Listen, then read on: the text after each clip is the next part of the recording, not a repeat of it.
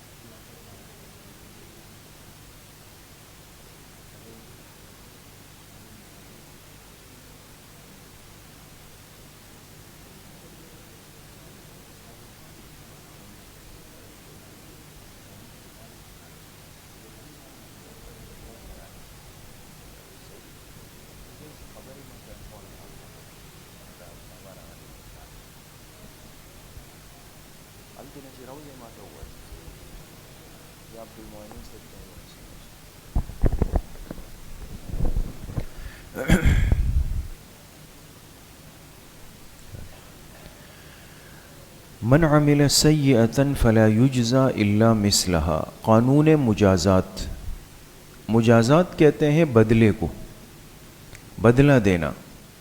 اللہ کے ہاں قیامت کے دن بدلہ دینے کا قانون کیا ہے؟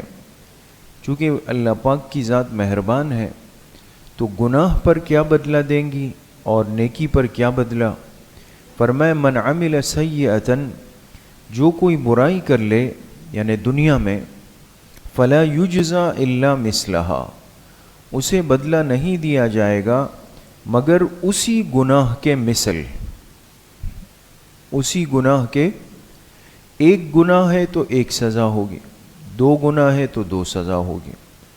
لیکن ومن عمل صالحا من ذکر او انثی، جو کوئی نیک عمل کر لے چاہے مرد ہو چاہے عورت ہو، وہو مؤمن، بشرط کہ وہ مومن بھی ہو، یہ شرط ہے، تو فاولئک یدخلون الجنہ، یہ لوگ جنت میں داخل ہوں گے، یرزقون فیہا بغیر حساب، اور انہیں رزق دیا جائے گا بے حساب، انہیں رزق دیا جائے گا بے حساب۔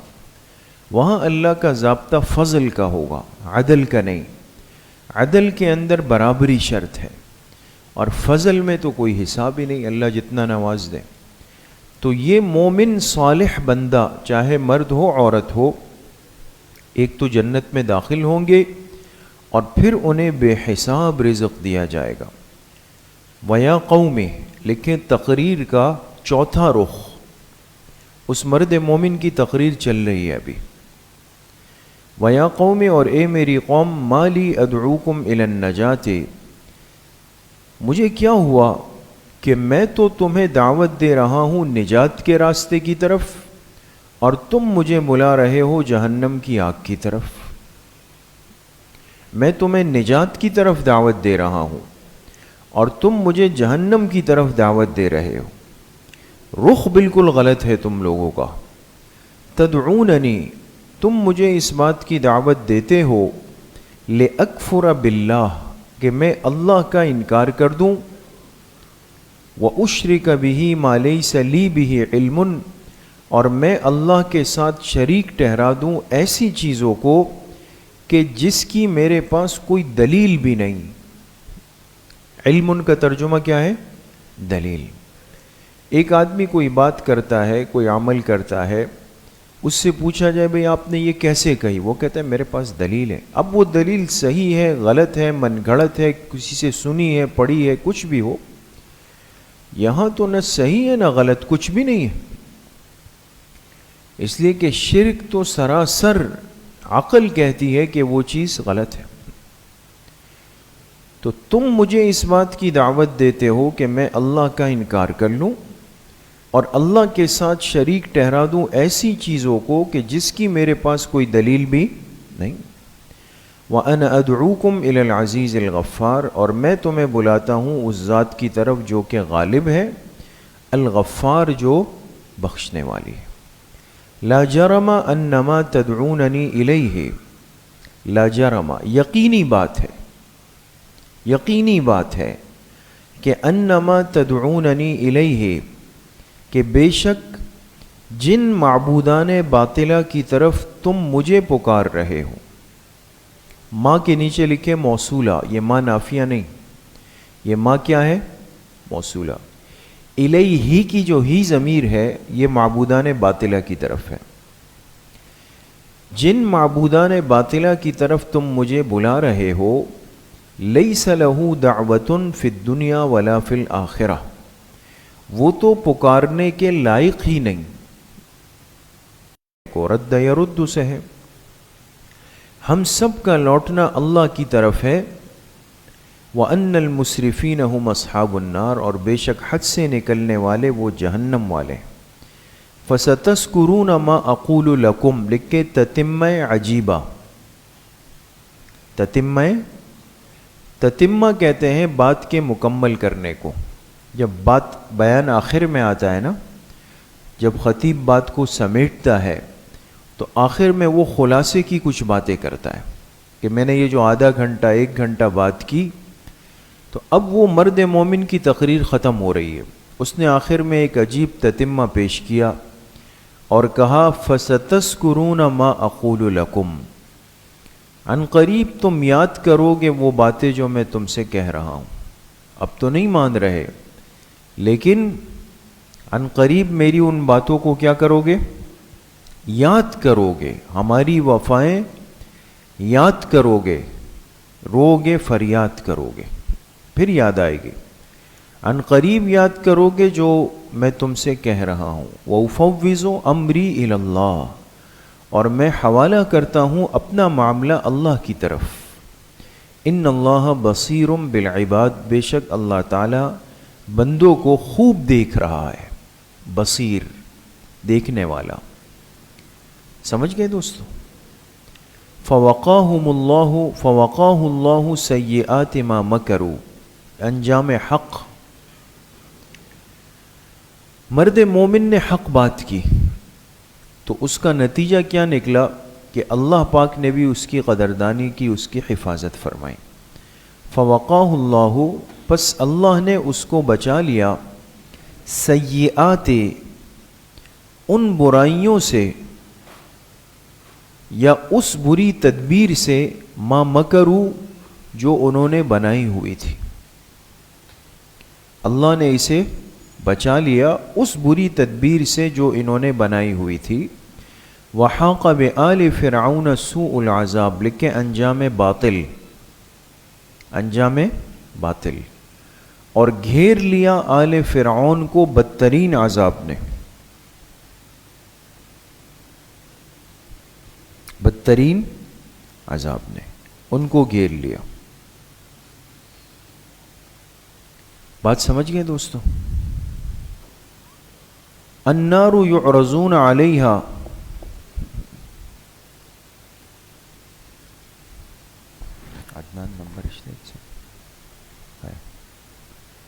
النار یعرضون علیہا.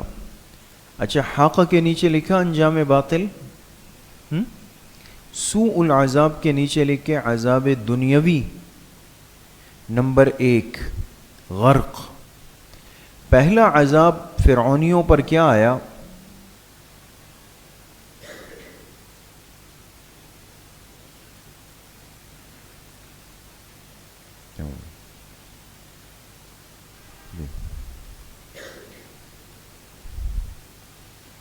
پہلا عذاب یہ آیا کہ اللہ نے ان کو دنیا میں غرق کر دیا.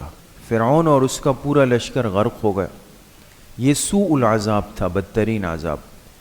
النار یعرضون علیہا، النار سے پہلے محذوف نکالے ثم اور لکھے عذاب نمبر 2 برزخی. پھر عذاب ان پر پیش کیا جاتا ہے صبح اور شام. عذاب پر پیش کیے جاتے ہیں صبح بھی، اور حالانکہ اب دیکھیں نا، ابھی تک تو قیامت قائم نہیں ہوئی، ابھی تک تو قیامت قائم نہیں ہوئی نا، لیکن تو یہ کون سا عذاب ہے جس پر یہ صبح شام پیش ہوتے ہیں؟ سمجھ میں آ گئی؟ یہ ہے عذاب برزخی، عذاب قبر. وَيَوْمَ تَقُومُ السَّاعَةُ، لکھے عذاب نمبر 3 اخروی. اور جس دن قیامت قائم ہوگی، ادخلوا آل فرعون، اس سے پہلے نکالے قیلہ. جس دن قیامت قائم ہوگی تو کہا جائے گا داخل کر دو فرعونیوں کو بدترین عذاب میں. تو یہ کتنے عذاب ہو گئے؟ 3 ہو گئے. نمبر 1 غرق، نمبر 2 عذاب برزخی، نمبر 3 عذاب اخروی. وَإِذْ يَتَحَاجُّونَ فِي النَّارِ، لکھے تخاصم اہل نار. تخاصم کہتے ہیں الجھنے کو، جھگڑنے کو. جہنمی آپس میں بھی جھگڑیں گے، جب جہنم میں جائیں گے تو آپس میں جھگڑیں گے. وَإِذْ يَتَحَاجُّونَ فِي النَّارِ، اور جب یہ جھگڑا کریں گے جہنم میں، فَيَقُولُ الضُّعَفَاءُ، اس کے نیچے لکھے تفصیل تخاصم. تفصیل، اس جھگڑے کی تفصیل کیا ہے، جھگڑا کیسے ہوگا. فرمایا فیقول الضعفاء للذین استکبروا، کہیں گے ضعفاء کمزور لوگ، کمزور کے نیچے لکھیں تابعین، پہلے بھی بات آئی کہ ایک طبقہ پیچھے چلتا ہے ایک طبقہ آگے چلتا ہے، تو کہیں گے تابعین للذین ان سے استکبروا جنہوں نے بڑائی دکھائی، لکھیں متبوعین، متبوعین جو آگے چل رہے ہو نا، ہے نا. تو اب ظاہر سی بات ہے کہ زیادہ غصہ تابعین کو آتا ہے کہ دنیا بھی گئی آخرت بھی گئی. متبوعین نے تو چلے دنیا کے اندر کھایا پیا عیش تو کیا. تو کہیں گے تابعین متبوعین سے انا کنا لکم تبعا، بے شک ہم تو تمہارے پیچھے تھے، فہل انتم مغنون عنا نصیبا من النار، کیا اب تم ہم سے دور کر سکتے ہو عذاب کا کچھ حصہ، نصیباً حصہ، مغنون کے معنی آتے ہیں دور کرنا، کیا تم ہم سے دور کر سکتے ہو آگ کا کچھ حصہ. قال الذین استکبروا، جواب متبوعین، جو متبوع ہوں گے نا بڑے، اب وہ کیا جواب دیں گے؟ قال الذین استکبروا، جو بڑے بنے وہ کہیں گے انا کل فیہا، بے شک ہم سب کے سب اس عذاب میں.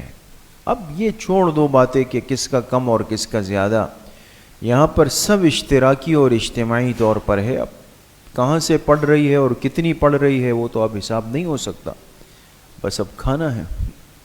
بے شک ہم سب کے سب اس میں ہے. ان اللہ قد حکم بین العباد، بے شک یقیناً اللہ تعالیٰ نے فیصلہ فرما دیا اپنے بندوں کے درمیان.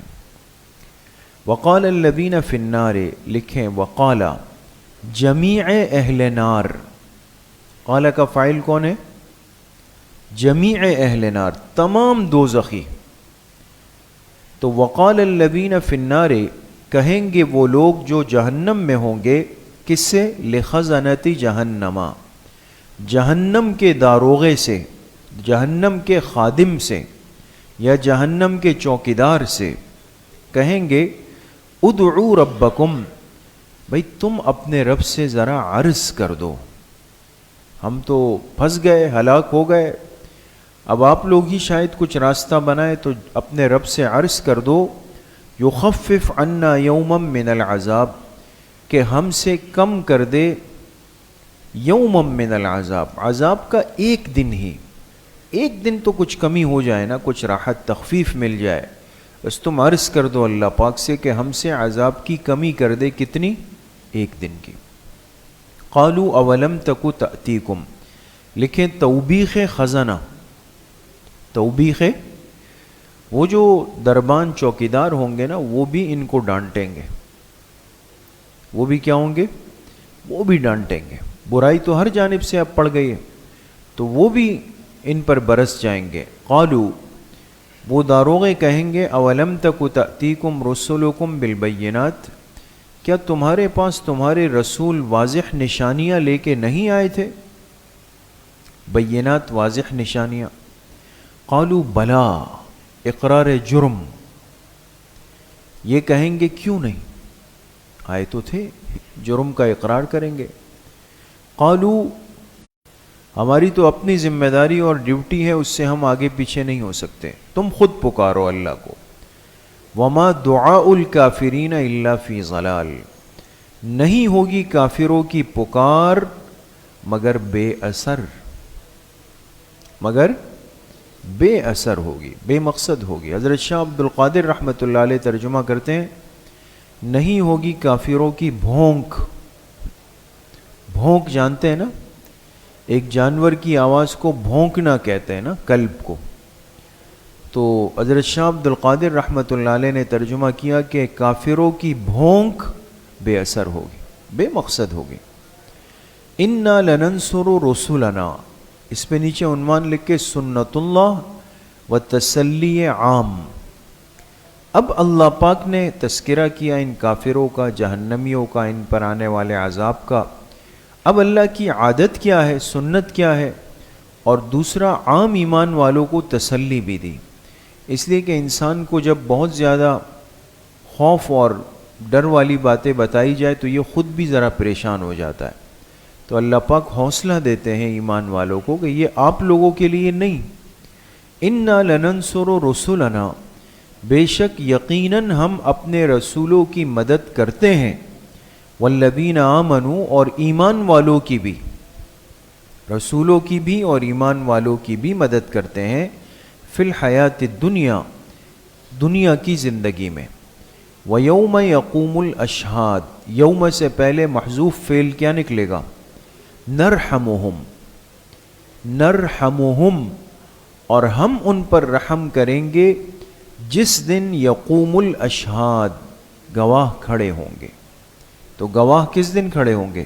قیامت کے دن. یوم لا ینفع الظالمین معذرتہم، اس دن ظالموں کو ان کے بہانے کوئی فائدہ نہیں دیں گے. معذرت کا ترجمہ لکھے بہانے. دنیا میں تو انسان بہانے کر دیتا ہے نا کہ جی وہاں چلا گیا تھا، جی آنکھ لگ گئی تھی، جی پھپھی کے گھر گیا تھا، جی یہاں چلا گیا تھا، یہ ہوا وہ ہوا.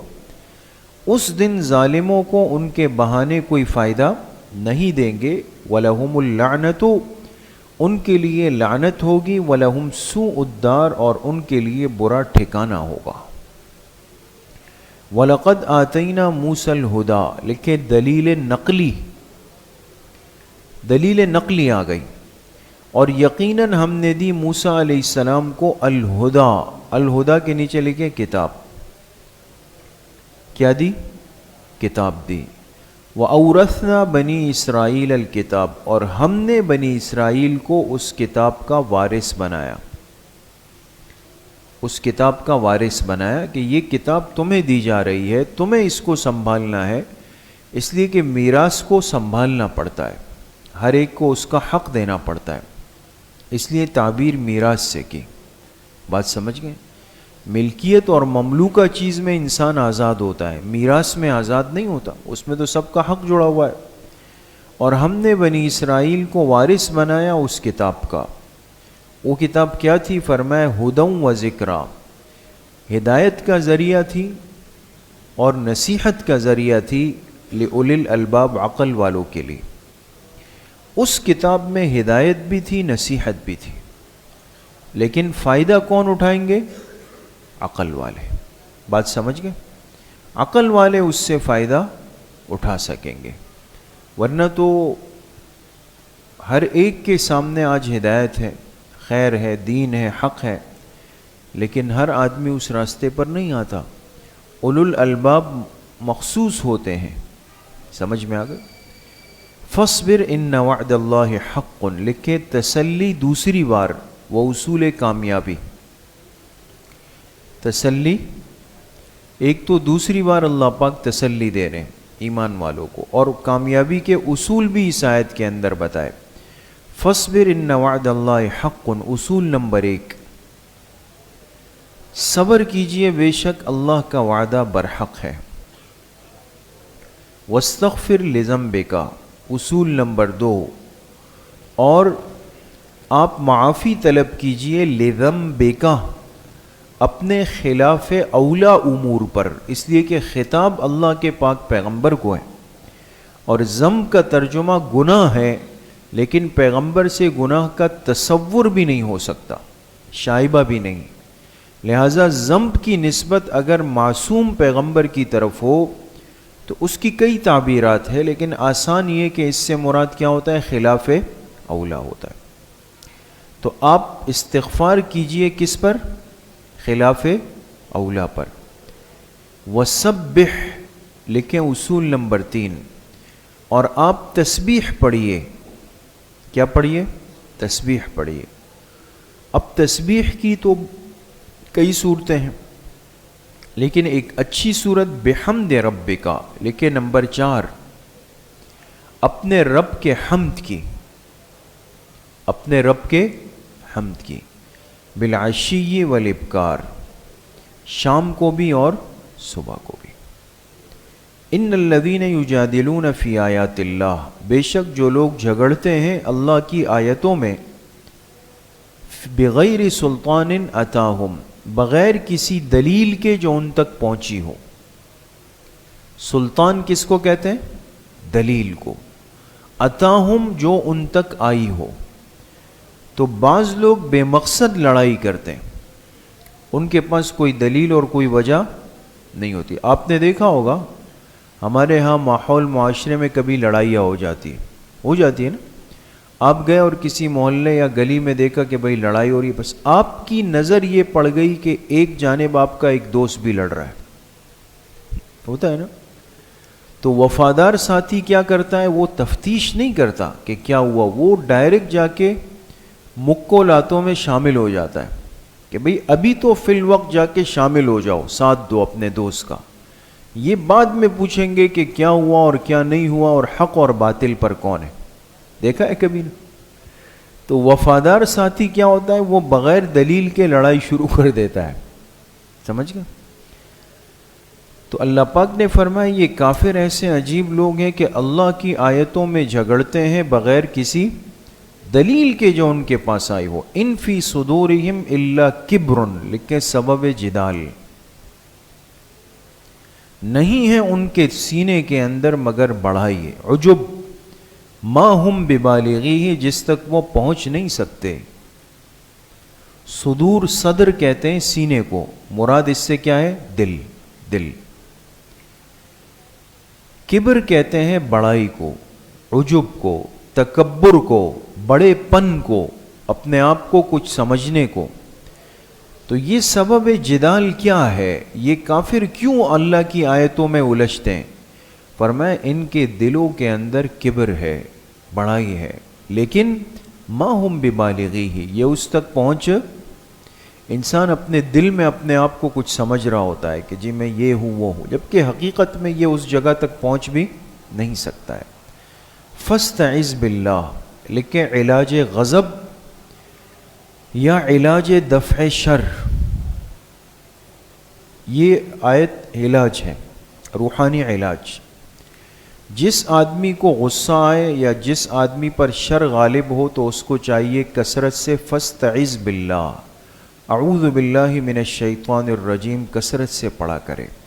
اس لیے کہ غصہ, بیجا غصہ ایک شیطانی تصرف ہے. سمجھ گئے؟ گناہ کے دواعی اور جذبات شیطانی تصرف ہے, اور شیطان کو بھگانے کا آسان حل تعوذ ہے. فاستعذ باللہ, تم اللہ کی پناہ کو طلب کر لو, اعوذ باللہ من الشیطان الرجیم پڑھ لو.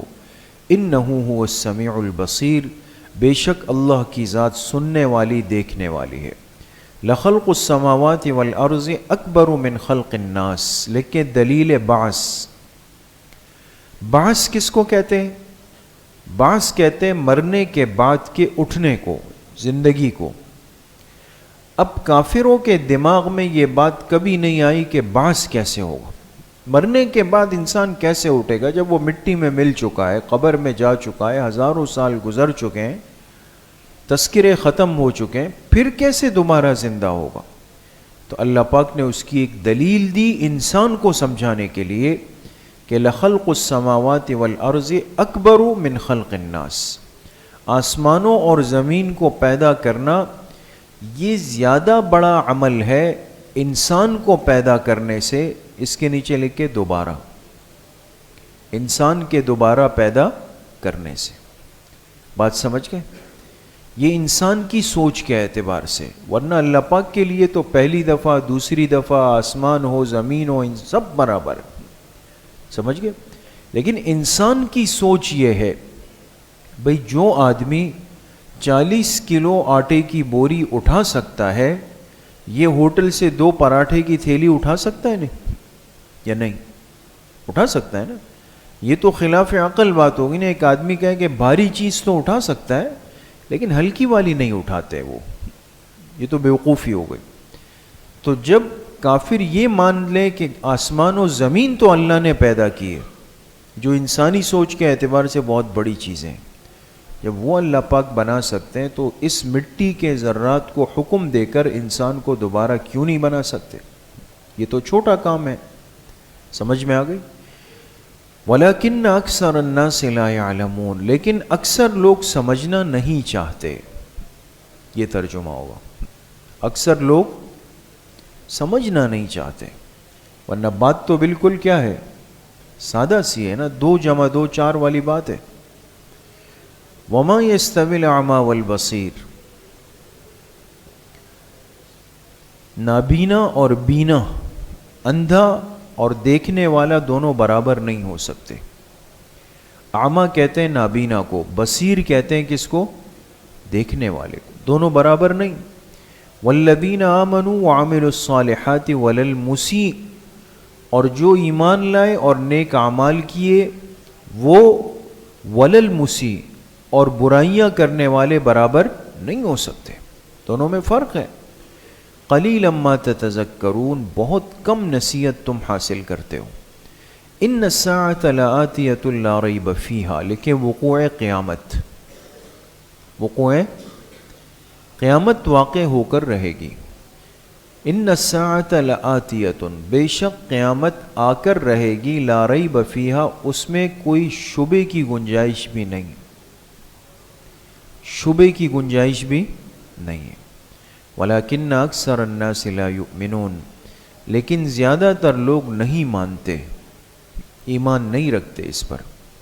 وقال ربکم، لکھے ذکر دعویٰ دوسری بار. دعویٰ تھا کہ پکار خالص اللہ کے لیے، تو اب دوسری بار یہ دعویٰ ذکر کیا. وقال ربکم، اور کہا تمہارے رب نے، اللہ نے کہا کہ ادعونی استجب لکم، تم مجھ سے مانگو میں تمہاری دعائیں قبول کروں گا. بات سمجھ گئے؟ ایک اللہ کی ذات ایسی ہے جو مانگنے کو وہ پسند کرتی ہے، خوش ہوتی ہے کہ مجھ سے مانگو. اس لیے آپ حضرات نے حدیث پاک پڑھی کہ جناب نبی کریم صلی اللہ علیہ وسلم نے فرمایا من لم یسأل اللہ یغضب علیہ، جو اللہ سے نہیں مانگتا تو اللہ اس پہ ناراض ہوتے ہیں. سمجھ گئے؟ اور عربی کا ایک مشہور شعر ہے نا، اللہ یغضب ان ترکت سؤالہ وابن آدم حین یسأل یغضب. اللہ یغضب ان ترکت سؤالہ، اللہ ناراض ہو جاتے ہیں اگر تم مانگنا چھوڑ دو گے. لیکن بنی آدم کیا ہے؟ وابن آدم حین یسأل یغضب، لیکن بنی آدم سے اگر مانگا جائے تو ناراض ہوتا ہے. فرق ہے. فرمایا مجھ سے مانگو، استجب لکم، میں تمہاری دعائیں قبول کروں گا. ان الذین یستکبرون عن عبادتی، لکھے انجام مشرکین، بے شک جو لوگ تکبر کرتے ہیں عن عبادتی، میری عبادت کرنے میں، مجھ سے مانگنے میں تکبر کرتے ہیں، سیدخلون جہنم داخرین، عن قریب وہ جہنم میں داخل ہوں گے ذلیل ہو کر. داخرین. اللہ الذی جعل لکم اللیل، دلیل عقلی نمبر 1. اب نقلی دلائل تو چل رہے ہیں، اب عقلی دلائل آئے. اللہ وہ ذات ہے جس نے تمہارے لیے رات پیدا کی، جعل لکم اللیل، تمہارے لیے رات بنائی، لتسکنوا فیہ، تاکہ تم اس میں سکون حاصل کر لو. تو رات تو بھائی برائے سکون ہے، برائے آرام ہے. رات کو اگر انسان زیادہ جاگے گا تو اپنا سکون خراب کر رہا ہے نا، خلاف ترتیب زندگی میں آ گیا. وَالنَّهَارَ مُبْصِرًا، اور اللہ نے دن کو بنایا مبصراً، دکھانے والا، ہر چیز دکھانے والا، ہر چیز. اس لیے آسان ترجمہ اس کا کیا کرتے ہیں؟ اور دن کو روشن بنایا. دن کو تو روشنی میں ہر چیز نظر آتی ہے، اندھیرے میں ہر چیز نظر نہیں ہے.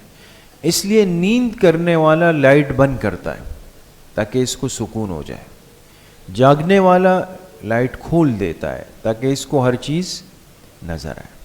الا ماشاء اللہ کچھ لوگ ہوتے ہیں نا کہ وہ اندھیرے میں نہیں سوتے، وہ کیا کرتے ہیں؟ وہ لائٹ لازمی جلاتے ہیں کچھ نہ کچھ. اور ویسے حکم تو یہ ہے کہ آدمی جب سوئے تو گھپ اندھیرا نہ کرے. گھپ اندھیرا جانتے ہیں نا، کہ جس میں انسان کو کچھ بھی نہیں نظر آئے، نہ سجھائی کچھ بھی نہ دے، وہ منع ہے. اس لیے ہلکی پھلکی روشنی رکھے کہ کسی کو اٹھنا ہو، تقاضا ہو تو نقصان نہ ہو جائے، پھسل نہ جائے، ٹکرا نہ جائے. ورنہ بالکل اندھیرا ہوگا، اٹھے گا پیر پلنگ سے ٹکرا جائے گا اور یہ چیخ مارے گا، سب اٹھیں گے. ہے نا. تو ہلکی پھلکی روشنی ضرور رکھیں مناسب درجے میں، تاکہ کسی کو اٹھنے میں کوئی پریشانی نہ ہو.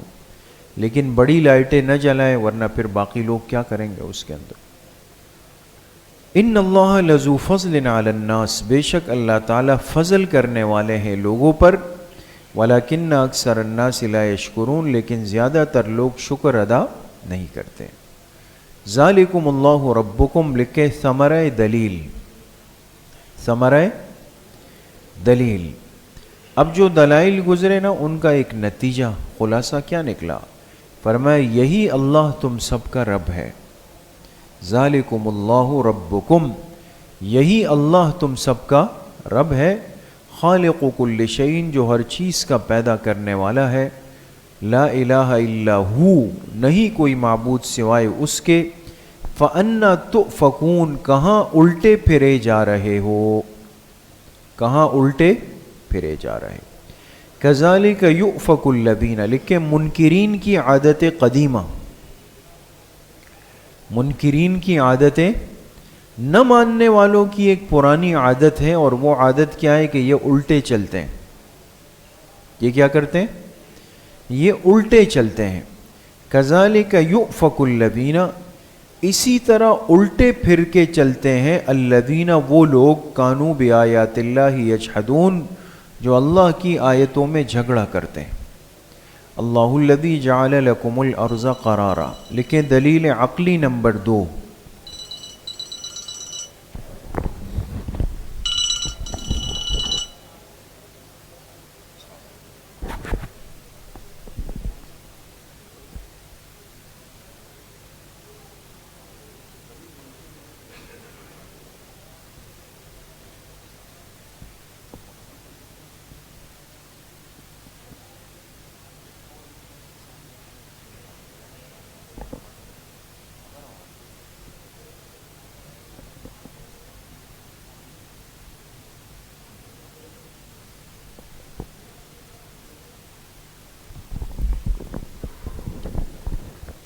اللہ الذی جعل لکم الارض قرارا، دلیل عقلی نمبر 2.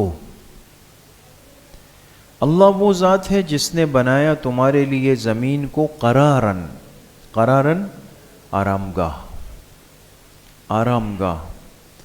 والسماء بناء، اور آسمان کو بنایا چھت. وصورکم فاحسن صورکم، اور تمہیں شکل دی تو بہترین اور خوبصورت بنایا، بہترین اور خوبصورت بنایا. ورزقکم من الطیبات، تمہیں رزق دیا تو پاکیزہ چیزوں کا. اتنا اکرام اس انسان کا ہوا ہے. زمین کو قرار دے دیا، یہ ٹہری ہوئی ہے، اس لیے انسان اس پہ سوتا ہے، چلتا ہے، پھرتا ہے، کام کرتا ہے، بیٹھتا ہے، سب کچھ کر رہا ہے. آسمان کو چھت بنا دیا، لہذا انسان اس آسمان کے نیچے بہت سارے کام کر سکتا ہے. اور انسان کو شکل دی تو خوبصورت اور حسین و جمیل بنا دیا. رزق دیا تو پاکیزہ چیزوں کا دیا، گندگی والی چیزیں انسان سے منع کر دی. یہ تو اللہ کے منکرین اور مجرمین جو ہوتے ہیں نا، وہ گندی سوچ اور فکر کی وجہ سے ناپاک چیزیں کھاتے ہیں. مسئلہ ذالکم اللہ ربکم، لکھے ثمرہ دلیل نمبر 2. یہی اللہ تم سب کا رب ہے، یہی اللہ تم سب کا رب ہے. فتبارک اللہ رب العالمین، عالی شان ہے اللہ کی ذات جو تمام جہانوں کا رب ہے. تبارک کا ترجمہ ہے عالی شان، اونچی شان والا ہے. هو الحی لا الہ الا ہو، وہ ہمیشہ ہمیشہ سے ہے. حی، وہ کیا ہے؟ ہمیشہ ہمیشہ سے. نہ اس سے پہلے کوئی چیز تھی اور نہ ایک وقت آئے گا کہ اس کے بعد کوئی چیز ہوگی.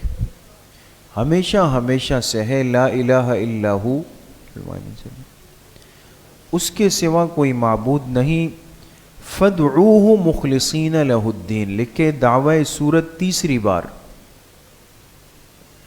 سورت کا دعویٰ تیسری بار آ رہا ہے، پکارو اس کو اس حال میں کہ خالص کر لو اس کے لیے پکارنا، دین کا ترجمہ لکھے پکارنا، پکار کو اس ذات کے لیے خالص کر دو۔ الحمدللہ رب العالمین، تمام تعریف خاص ہے اللہ کے لیے جو تمام جہانوں کا رب ہے۔ قل انی نہیت،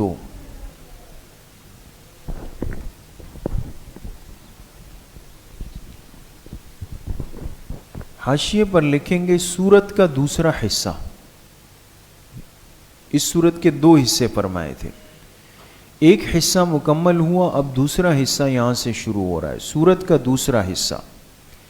قل انی نہیت، لکھے اعادہ دلیل وحی، قل آپ کہہ دیجئے کہ بے شک مجھے منع کیا گیا، نہیت مجھے منع کیا گیا، ان اعبد الذین، اس بات سے کہ میں عبادت کر لوں ان کی، تدعون من دون اللہ، جنہیں تم پکارتے ہو اللہ کو چھوڑ کے، میں نہیں پکار سکتا ان کو، مجھے اس سے منع کیا گیا۔ کیوں؟ لما جاءنی البینات من ربی، اس لیے کہ جب میرے پاس واضح دلائل آ چکے ہیں میرے رب کی طرف سے، جب میرے پاس واضح دلائل آ چکے ہیں میرے ربی، میرے رب کی طرف سے، وَأُمِرْتُ أَنْ أُسْلِمَ لِرَبِّ الْعَالَمِينَ، اور مجھے حکم دیا گیا کہ میں فرما بردار ہو جاؤں تمام جہانوں کے رب کا، اسلمہ فرما بردار۔ وَالَّذِي خَلَقَكُم مِّن تُرَابٍ، لکھیں اعادہ دلیل عقلی، اعادہ دلیل عقلی کو دوبارہ دہرایا، وہی ذات ہے جس نے تمہیں پیدا کیا من ترابن، کس سے؟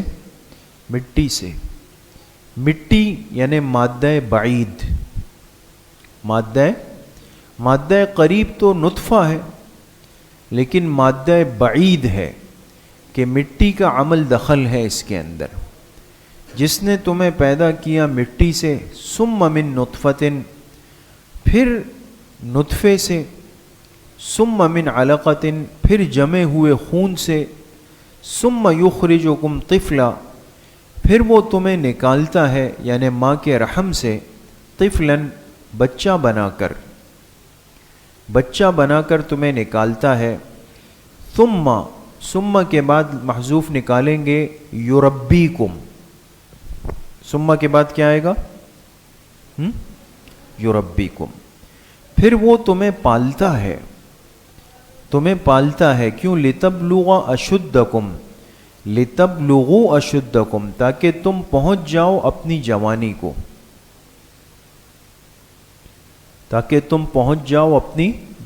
کو، ثم لتکونوا شیوخا، پھر یہاں تک کہ تم ہو جاؤ بوڑھے، یہ ترجمہ ہے، پھر یہاں تک کہ لتکونوا، تم ہو جاؤ شیوخاً، کیا؟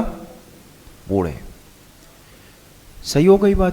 وَمِنْكُمْ مَنْ يُتَوَفَّى مِنْ قَبْلُ، اور تم میں سے بعض وہ ہے کہ جن پر موت آ جاتی ہے، من قبل، اس سے پہلے، قبل کے نیچے لکھے جوانی سے، جن پر موت آ جاتی ہے جوانی سے پہلے۔ بات سمجھ گئے؟ ورنہ تو اللہ کا ضابطہ یہ کہ انسان بنتے بنتے دنیا میں آتا ہے، بچپنے میں، پھر جوانی میں، پھر بڑھاپے میں، پھر موت میں، لیکن کسی پر موت جوانی سے پہلے بھی آ جائے۔ وَلِتَبْلُغُوا أَجَلًا مُّسَمًّى، اس کے نیچے لکھے امر مشترک۔ اب وہ بات کی جو سب میں مشترک ہے وہ کیا ہے؟ اور تاکہ تم سب پہنچ جاؤ وقت مقرر تک، وقت، اس لیے کہ انسان دنیا میں اپنی زندگی لے کے آتا ہے، 10 سال ہے، 50 سال ہے، 90 سال ہے، 70 سال ہے، 65 سال ہے، طے ہے نا، ہر ایک نے پہنچنا ہے اجلم مسمى، اس وقت مقرر تک۔ وَلَعَلَّكُمْ تَعْقِلُونَ، اور تاکہ تم عقل سے جان سکو۔ هُوَ الَّذِي يُحْيِي وَيُمِيتُ، وہی ذات زندگی دیتا ہے، وہی موت دیتا ہے۔ فَإِذَا قَضَى أَمْرًا، جب وہ ذات کسی معاملے کا فیصلہ فرما دے، قضا امرن، کسی معاملے کا فیصلہ فرما دے فإنما یقول لہ، تو بے شک اللہ اس کے لیے کہتے ہیں کن، ہو جا، فیکون، تو وہ ہو جاتی۔ بس اللہ پاک کو کسی لمبے چوڑے نظام کی، مزدوروں کی، خدام کی، احکامات کی ضرورت نہیں۔ جو چیز اللہ فرمائے اور ارادہ فرما لے تو کن، یہ کن بھی مفسرین نے لکھا کہ انسان کو سمجھانے کے لیے کہ ہو جاؤ، ورنہ اللہ پاک اس لفظ کے بھی پابند اور محتاج نہیں ہے۔ اللہ کا ارادہ ہوتا ہے اور چیز وجود میں آ جاتی ہے۔ الم تر الی الذین، لکھے اعادہ زجر، اعادہ ڈانٹ کو دوبارہ دہرایا۔ کیا آپ نے نہیں دیکھا اس شخص کی طرف الذین یجادلون فی آیات اللہ، جو کہ جھگڑتے ہیں اللہ کی آیتوں میں؟ کیا آپ نے ان کو نہیں دیکھا؟ یعنی یہ مشرکین، منکرین، منافقین اللہ کی آیتوں میں جھگڑتے ہیں۔ انا یصرفون، کہاں الٹے پھرے جا رہے ہیں۔ الذین کذبوا بالکتاب، اب یہ الٹے پھرنے والے لوگ کون ہیں؟ فرمایا جنہوں نے جھٹلایا بالکتاب، اس کتاب کو۔ کس کو؟ اس کتاب کو، قرآن کریم کو جھٹلایا۔ وبما ارسلنا به رسلنا، بما کے نیچے لکھے ان احکامات کو، ان احکامات کو جو ہم نے دے کر اپنے رسولوں کو بھیجا۔ فسوف یعلمون، لکھے تخویف اخروی، عن قریب یہ لوگ جان لیں گے۔ اذ الاغلال فی اعناقہم، اب اس کی تفصیل۔ اللہ پاک جب زجر اور توبیخ کرتے ہیں نا تو وہ انسان والی زجر نہیں ہے۔ انسان دنیا میں بعض دفعہ کہتا ہے چل جائے گا پتہ، تو ساتھی کیا کہتے ہیں ایسے ہی بھڑکی مار رہا ہے، کر کچھ بھی نہیں سکتا ہے، یہ ایسے ہی مار رہا۔ لیکن اللہ پاک جب زجر فرماتے ہیں تو اس کے پیچھے ایک حقیقت ہے، اور وہ حقیقت کیا ہوگی، کیسے انسان کو پتہ چلے گا؟ فرمائے اذ الاغلال فی اعناقہم، جب طوق ان کی گردنوں میں ہوں گے۔ کیا چیز؟ طوق۔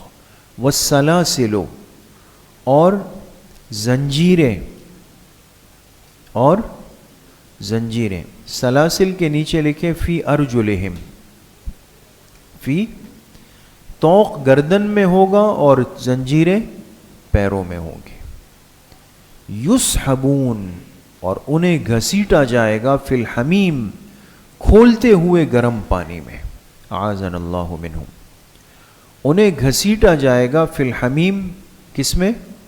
کھولتے ہوئے گرم پانی میں۔ ثم فی النار یسجرون، پھر جہنم کی آگ میں جھونک دیے جائیں گے۔ کیا کیے جائیں گے؟ جھونک دیے جائیں گے، دھکا دے دیے جائیں گے۔ ثم قیل لہم، پھر ان سے کہا جائے گا اینما کنتم تشرکون، کہاں ہیں وہ جنہیں تم شریک ٹھہراتے تھے؟ آج کہاں ہے وہ تمہارے بنائے ہوئے بت، وہ معبود، وہ معبودان باطلہ جنہیں تم شریک ٹھہراتے تھے، من دون اللہ، اللہ کے علاوہ۔ قالوا ضلوا عنا، تو یہ کہیں گے کہ وہ تو ہم سے غائب ہو گئے۔ ضلوا کے نیچے لکھے غابو، وہ ہم سے کیا ہو گئے؟ غائب، گم ہو گئے، آج پتہ ہی نہیں ہے کہاں پر ہے۔ بل لم نکن ندعو من قبل شیئا، پھر فوراً ایک پینترا بدلیں گے، بات کو بدلیں گے، کہیں گے بلکہ حقیقت یہ ہے کہ ہم تو پکارتے ہی نہیں تھے من قبل، اس سے پہلے، شیئن کسی چیز کو۔ حقیقت یہ کہ ہم بے مقصد کی آوازیں ہانک رہے تھے، سامنے کوئی چیز نہیں تھی۔ بات سمجھ گئے؟ کذالک یضل اللہ الکافرین، اسی طرح اللہ پاک بھٹکا دیتے ہیں کفر کرنے والوں کو، بھٹکا دیتے ہیں، غلط راستے پہ وہ چلا جاتا ہے۔ ذالکم بما کنتم، لکھے اسباب عذاب، اسباب عذاب۔ فرمایا یہ اس لیے، یہ عذاب کیوں آیا؟ فرمایا یہ اس لیے کہ بما کنتم تفرحون فی الارض بغیر الحق، لکھے سبب نمبر 1، اس لیے کہ تم ناحق زمین میں خوشیاں مناتے تھے، ناحق زمین میں خوشیاں مناتے تھے۔ وَبِمَا كُنْتُمْ تَمْرَحُونَ، سبب نمبر 2، اور تم اترایا کرتے تھے. کیا کرتے تھے؟ اترایا کرتے تھے. تمرحون کے نیچے لکھے بالبدن. ایک خوشی ہوتی ہے جو انسان کے جذبات سے ہوتی ہے, ایک خوشی ہوتی ہے جو انسان کے بدن سے ہوتی ہے. تو دنیا میں ایسے مست ملنگ تم لوگ بنے ہوئے تھے کہ ناحق جذبات بھی خوش تھے اور جسم بھی خوش تھا. ادخلوا ابواب جہنم خالدین فیہا. اب کہا جائے گا کہ داخل ہو جاؤ. کیا ہو جاؤ؟ داخل ہو جاؤ جہنم کے دروازوں میں. خالدین فیہا, اس حال میں کہ ہمیشہ ہمیشہ اس میں رہنے کے لیے. اب ادخلو پر ایک چھوٹا سا اعتراض ہے کہ بھئی ابھی تک جو جہنمی کو عذاب کا تذکرہ چل رہا ہے تو جہنم میں تو جا چکا ہے وہ, ہے نا؟ وہ تو جہنم کے اندر ہے نا, کہ اس کے گلے میں طوق ہے اور پیروں میں زنجیر ہے اور کھولتے ہوئے گرم پانی میں چل رہا ہے. تو پھر ادخلو کا کیا مطلب ہوا؟ داخل تو وہ ایک مرتبہ ہو چکا ہے. اعتراض سمجھ گئے دوستو؟ اس کے دو جوابات دیے گئے.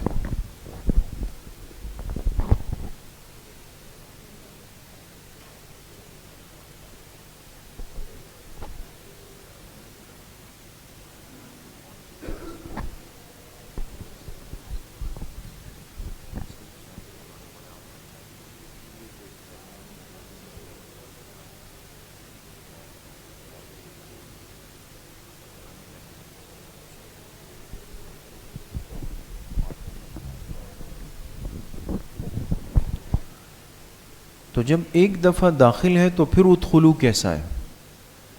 ایک جواب تو یہ دیا گیا کہ یہ ادخلو اس واقعے سے پہلے کہا جائے گا.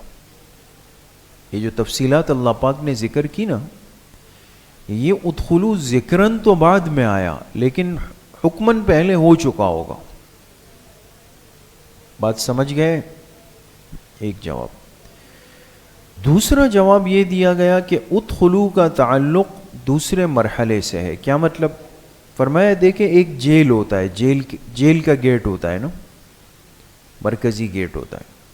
مجرم کو وہاں سے لے جاتے ہیں اندر, پھر کچھ اصول و قواعد اور ضوابط معاملات سے گزارتے ہیں, پھر طے ہوتا ہے کس بیرک میں اس کو رکھا جائے گا.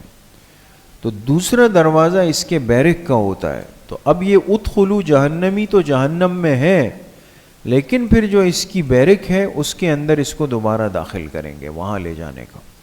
سمجھ گئے دوستو؟ فَاصْبِرْ إِنَّ وَعْدَ اللَّهِ حَقٌّ لکھ کے تسلی خاتم الانبیاء. ترجمہ ہو گیا نا پیچھے؟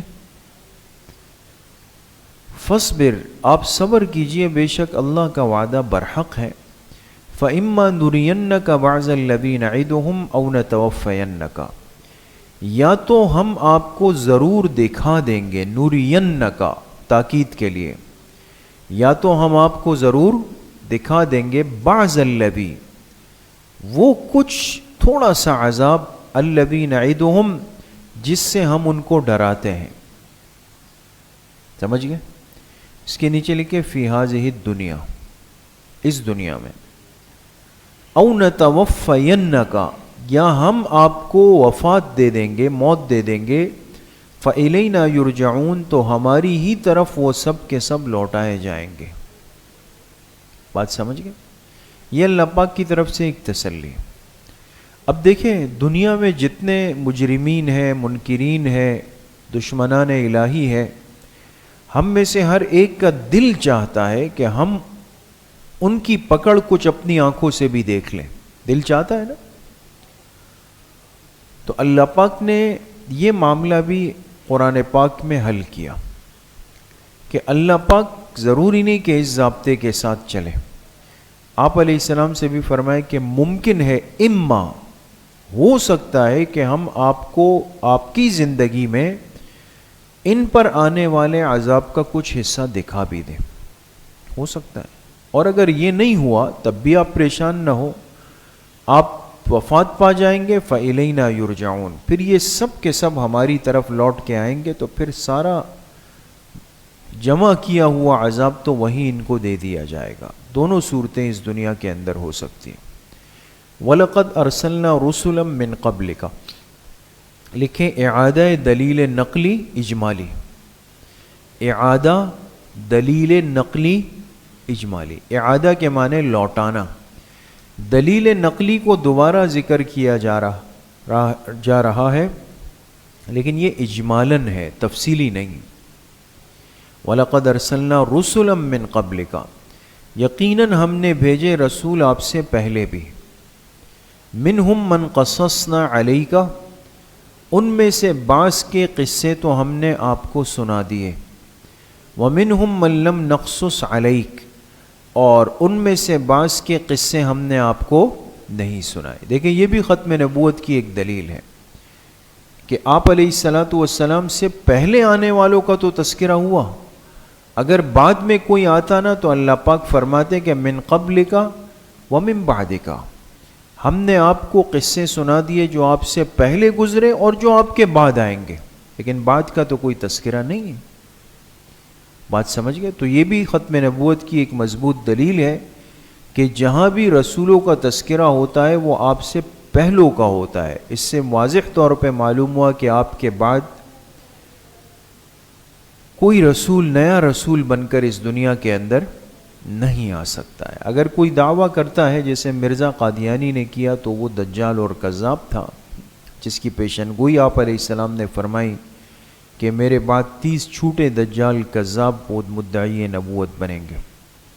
وَمَا كَانَ لِرَسُولٍ أَن يَأْتِيَ بِآيَةٍ إِلَّا بِإِذْنِ اللَّهِ، اور کسی رسول کے بس میں نہیں، اختیار میں نہیں کہ أَن يَأْتِيَ بِآيَةٍ، کہ وہ کوئی نشانی خود سے لے آئے، وہ کوئی نشانی خود سے لے آئے، إِلَّا بِإِذْنِ اللَّهِ، مگر یہ کہ اللہ کے حکم کے ساتھ. بات سمجھ گئے؟ یہ نفی مختار کل ہے. اہل بدعت کا جو عقیدہ ہے نا کہ آپ علیہ الصلاۃ والسلام اختیارات کلیہ رکھتے ہیں اور آپ جو چاہیں اپنے ارادے اور اختیار سے فرما سکتے ہیں، یہ قرآن پاک کی نص کے خلاف ہے. ایسا نہیں ہو سکتا. فَإِذَا جَاءَ أَمْرُ اللَّهِ، پس جب آ جائے گا اللہ کا فیصلہ، اللہ کا حکم، قُضِيَ بِالْحَقِّ، تو حق کے ساتھ فیصلہ کر دیا جائے گا. وَخَسِرَ هُنَالِكَ الْمُبْطِلُونَ، اور اس جگہ خسارے میں ہو جائیں گے باطل پرست. مبتلون کا ترجمہ لکھیں باطل پرست. وہاں جو باطل لوگ ہوں گے وہ خسارے کے اندر چلے جائیں گے. اللہ الذی جعل لکم الانعام، لکھیں اعادہ دلیل عقلی دوسری بار. اعادہ دلیل عقلی دوسری بار. اللہ وہ ذات ہے جس نے پیدا کیے تمہارے لیے الانعام، چوپائے، جانور. کیوں پیدا کیے؟ لترکبو کہنے چلے کہ حکمت جعل، حکمت جانوروں کے پیدا کرنے کی حکمت کیا ہے؟ حکمت جعل. اب ایک حکمت ہے کہ لترکبو منہا، تاکہ ان میں سے بعض پہ تم سواری کر سکو. من تبعیضیہ ہے دوستو، بعضیت بتا رہا ہے. ہر جانور سواری کے قابل تو نہیں ہے، یا ہے؟ ورنہ تو دمبوں اور بکروں پر زبردست سواری ہو رہی ہوتی، ان پہ نہیں ہو سکتی، تاکہ تم ان پر سواری کر سکو. وَمِنْهَا تَأْكُلُونَ، اور ان میں سے بعض کو تم کھا سکتے ہو. ہر جانور کھانے کے قابل تو نہیں ہے، ورنہ تو حمار اور یہ چیزیں سواری کے قابل تو ہیں لیکن کھانے کے قابل نہیں ہے. وَلَكُمْ فِيهَا مَنَافِعُ، تمہارے لیے ان جانوروں میں بڑی نفع کی چیزیں ہیں. منافع جمع ہے دوستو، بڑی نفع کی چیزیں تمہارے لیے ان جانوروں میں ہے. وَلِتَبْلُغُوا، اور تاکہ تم پہنچ سکو، علیہا، ان جانوروں کے ذریعے سے، حاجتاً، اپنے اس مطلب کو، فی صدورکم، جو تمہارے دلوں میں ہو، جو تمہارے دلوں میں. انسان کے دل میں بڑی خواہشات ہوتی ہے کہ بھئی میں یہاں سے چل کے فلاں جگہ چلا جاؤں، میرا سامان یہاں سے وہاں پہنچ جائے. تو یہ جانور اس کے لیے بڑے کارآمد تھے اور ہے. ایسا نہیں ہے کہ جدید ایجادات نے ان کی اہمیت اور حیثیت کو ختم کر دیا. آج بھی بہت سارے دشوار گزار راستے ہوتے ہیں، اس میں سامان کی ترسیل کا طریقہ سوائے ان جانوروں کے اور کچھ بھی نہیں، آج بھی. بات سمجھ گئے؟ تو دل کے اندر جو تمہارے خواہشات ہیں وہ اللہ پاک اس کے ذریعے سے کیا کرتے ہیں؟ پورا کر دیتے ہیں.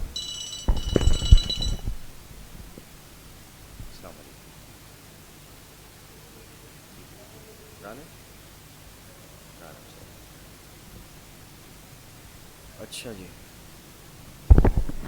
وَعَلَيْهَا وَعَلَى الْفُلْكِ تُحْمَلُونَ، اور ان جانوروں پر اور کشتیوں پر تم سوار کروائے جاتے ہو، بٹھائے جاتے ہو. بات سمجھ گئے؟ ان جانوروں پر اور کشتیوں پر تم سوار کرائے جاتے ہو. وَيُرِيكُمْ آيَاتِهِ، اور اللہ تمہیں اپنی نشانیاں دکھاتا ہے.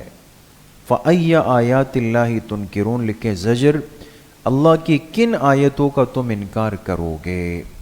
میں آتا ہوں، ٹھیک ہے، مہمان آ رہے ہیں، 5 منٹ.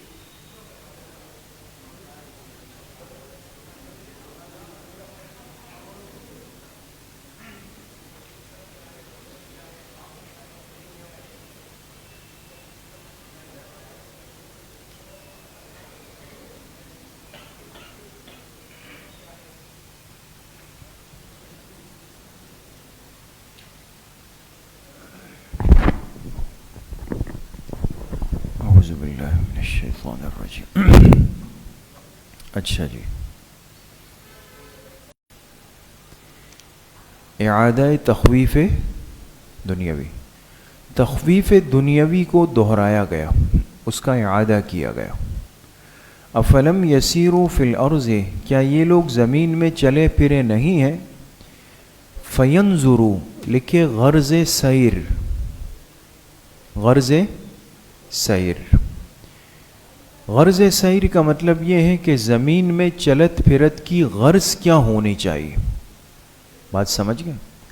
آج انسان سفر کرتا ہے نا، تو آپ تو طلبہ ہیں، بحیثیت ایک طالب علم کے ہمیں کچھ چیزیں سیکھنی چاہیے، ورنہ ہم میں اور عام میں فرق کیا ہوگا. اب عام لوگ بھی جب تفریح کے لیے جاتے ہیں، اپنا سامان، بیگ و لباس سب چیزیں تیار کرتے ہیں، ہم بھی کرتے ہیں، لیکن یہ کہ ان کی سوچ صرف یہاں تک ہوتی ہے کہ ہم نے جا کے وہاں کچھ سکون کے ساتھ اور گپ شپ اور سوئمنگ اور کرکٹ اور کھانا پینا اور باربیکیو، اور بعض تو اس کے ساتھ پھر کچھ گانے باجے بھی ہوتے ہیں. تو ہمارا تو ایسا نہیں ہوگا نا، ہے نا. فرق یہ ہو کہ سفر ہو تو اس میں انسان اس کو عبرت کی نظر سے کرے، سیکھنے کی نظر سے کرے، تو اس سے اللہ پاک اس سفر کو بھی وسیلہ ظفر بنا دیتے ہیں، باعث خیر فرما دیتے ہیں.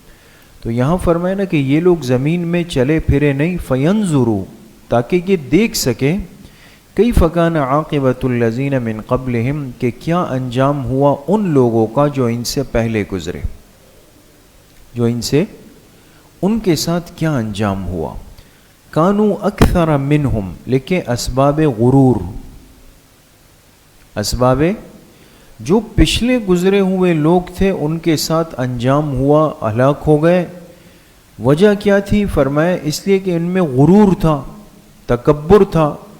اب غرور کے لیے بھی تو کچھ چاہیے نا، تو اللہ پاک نے وہ سبب ذکر کیے. اب غور کریں، کانوا اکثر منہم، وہ ان سے تعداد میں بڑھ کر تھے. کس میں؟ اکثر منہم کے نیچے لکھے طاقت قومی. وَأَشَدَّ قُوَّةً، وہ طاقت میں بڑھ کر تھے، لیکن طاقت بدنی.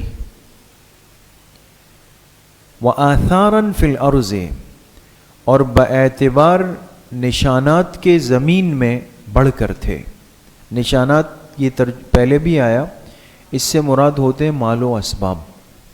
مال و اسباب میں بڑھ کر تھے ان سے زمین میں. اس کے نیچے لکھے طاقت مالی. تو یا تو انسان غرور کرتا ہے طاقت قومی کی وجہ سے، کہتا ہے میری برادری اتنی بڑی ہے کہ تم نظر نہیں آؤ گے، ہے نا. یا طاقت بدنی ہوتی ہے کہ بھئی ایک ہاتھ لگے گا اور دوسری سائڈ نظر بھی نہیں آئے گی. یا پھر طاقت مالی ہے، کہتا ہے کہ میں کیا کروں گا، پیسہ پھینک تماشا دیکھ، سب جیب میں آ جائیں گے. فما اغنى عنہم ما كانوا یکسبون، تو یہ تو ان کے غرور کے اسباب تھے، لیکن فما اغنى عنہم، ان کے کچھ کام نہیں آیا، ما كانوا یکسبون، جو کچھ وہ کیا کرتے تھے.